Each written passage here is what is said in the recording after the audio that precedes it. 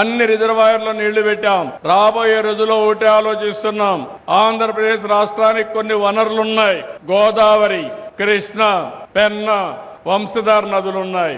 కానీ కొన్ని నదులు విపరీతమైన నీళ్లు వచ్చే పరిస్థితి వస్తుంది. గోదావరి మీరు చూస్తే దగ్గర 3,000 నుంచి 4,000 టీఎంసీ నీళ్లు సముద్రంలోకి పోతున్నాయి. అక్కడి నుంచి ఒక 500 టీఎంసీ నీళ్లు నదుల అనుసంధానం ద్వారా అన్ని జిల్లాలకు తీసుకుపోగలిగితే ఇంకా కరువు అనే మాట రాదు. అందుకే మీరు ఒకసారి చూసినప్పుడు 2014లో ఆ రోజు గోదావరి నుంచి కృష్ణా నదికి అనుసంధానం చేశాం పట్టసీమ ద్వారా. ఈ రోజు ఈ ప్రభుత్వం మళ్లీ ఆలోచిస్తున్నాం. ఎన్డీఏ ప్రభుత్వం గోదావరి నుంచి పెన్నా వరకు తీసుకుపోవాలని, అది కూడా బనక చెర్ల వరకు తీసుకుపోగలిగితే అది రాష్ట్రం మొత్తం బ్రహ్మాండంగా అభివృద్ధి అయ్యే పరిస్థితి వస్తుంది.